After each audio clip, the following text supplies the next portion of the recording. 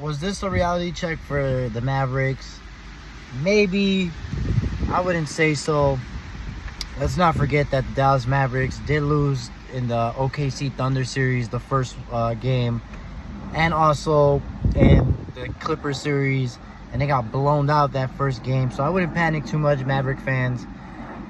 Except 89 to 107 was the score. I said Porzingis, having him back makes the Boston Celtics team different. Like, the team is so different with him, 10 times different. I mean, did you guys not see a 7-footer, mid-range, who you can't guard, who's taller than every defender, has a nice touch, a soft touch, changes, alter shots.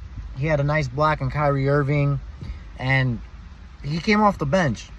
And then Al Horford. This is the problem with the Boston Celtics that the Mavericks are facing. Unlike Minnesota, because if you had a switch and you had Rudy Gobert, K-Town, the guards could take him. If you have a switch with the Boston Celtics and Kyrie has Al Horford, or Luka has Al Horford, or Tatum, or White, mainly Al Horford though, or Porzingis, they can still guard you. They're the best. This is one of the best teams in the NBA, is the best team in the NBA, and has the best switching out, and can defend all types of position, especially Al Horford. And he was showing that shit too, and Porzingis. Jason Tatum only had 18, but he didn't need 40. He didn't need 30.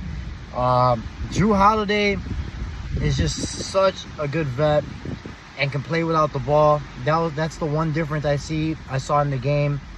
Then, like, when they had Marcus Smart, I like Marcus Smart. Defense, he was a monster, but he always had issues playing off the ball. Drew Holiday knows where to be, knows where to cut, and he doesn't need the ball in his hands. And he was plus 20 with only 12 points. And I think he had the best plus-minus out of the whole team.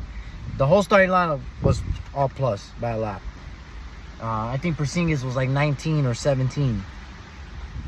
And then the conversation comes up, is possibly Jaylen Brown the best player low-key on the Celtics? Statistically, it is Jason Tatum. But when it comes to being clutch, who gets the ball in the fourth, I probably might lean to giving it to Jaylen Brown. And it might be another scenario where it's 1A and 1B, not your second option and first option. But it's still Jason Tatum, don't get me wrong. Jaylen Brown, when he did that dunk last night, he looked insane.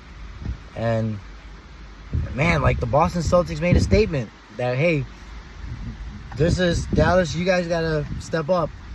Dallas did shoot back from threes. Dallas is third overall in the season in threes, so that hurt them a lot. Pete, here's what happened with Dallas.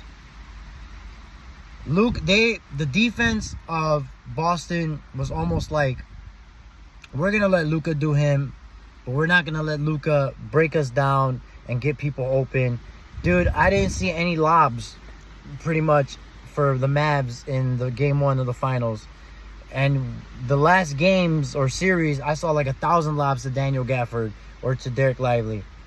Probably one, don't get me wrong, but I hardly saw any. If anything, I saw the lobs getting swatted in this game, which was huge for the Mavericks. It was the paint.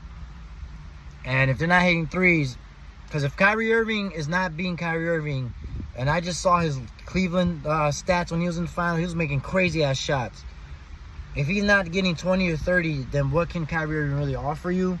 I mean, it would have to be playmaking next, because he is a mismatch then on defense, especially for like Tatum or even White, because White's just taller, and Brown especially. Gafford played only 14 minutes, so now are you going to have Lively play a lot more minutes? Are you going to go bigger? But it was just not, like I said, don't panic, Dallas Mavericks fans. This has happened already this season or in the playoffs. Getting blown out game 1 and game 2, the adjustments happen. Because like I said, the thing that all that Dallas Mavericks have to do is get to, because they almost had a run in the third quarter. But then the Celtics extended it. And then they were up by like 16 to start the fourth, or 14. They just need to be down 10 or 8. Within the last 5 minutes for the Dallas Mavericks, because then you have the best 2 closers. But if you're not, obviously there's no chance, because that's why I said the Boston Celtics just need to blow them out the water in order for this series to be over. And that's what happened in Game 1. But I do still think the Mavericks are going to shoot better in Game 2. I do still think Kyrie Irving is going to have a better night for Game 2. Luka is going to get 30. But they also got to understand now that the pick and rolls and when they are doing these switches, that Al Horford can still guard, and fucking Porzingis can still guard. Even Sam Howell can guard a little bit. And I feel like all the threes Sam Hauser was shooting felt like 1,000,000 points. But other than that, it was a decent Game 1, especially for Boston fans.